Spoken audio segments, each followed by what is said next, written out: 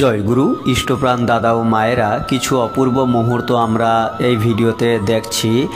গতকাল 22শে মে সন্ধ্যায় অসমের মাননীয় মুখ্যমন্ত্রী ডক্টর হিমন্ত বিশ্ব শর্মা দেওঘর সৎসঙ্গ আশ্রম পরিদর্শন করেন এবং তিনি পরম পূজ্যপাদ শ্রী শ্রী আচার্যদেবের দর্শনও করেন এবং আচার্যদেবের সাথে তাঁর আলাপচারিতাও হয়। এরপর তিনি ফ্লাইট ধরতে আশ্রম ত্যাগ করেন। গতকালই মাননীয় মুখ্যমন্ত্রী ওনার ফেসবুক পেজে পোস্ট করেছেন, দেওঘরে শ্রী শ্রী ঠাকুরের সৎসঙ্গে আসতে চেয়েছিলাম বহুদিন ধরে, আজ আমার আশা পূর্ণ হলো।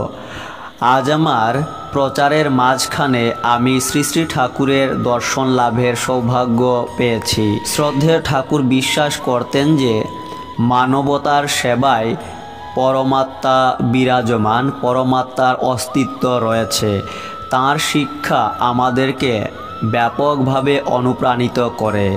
সৎসঙ্গে আমি যে প্রশান্তি অনুভব করেছি তা ছিল ঐশ্বরিক এবং আনন্দদায়ক। তিনি আরও লিখেছেন, আমিও পরম পূজ্যপাদ শ্রী শ্রী আচার্যদেবের আশীর্বাদ চেয়েছি। সৎসঙ্গ অফিসিয়াল ফেসবুক পেজে মুখ্যমন্ত্রীর আশ্রম পরিদর্শনের কয়েকটি ছবি পোস্ট করা হয়েছে।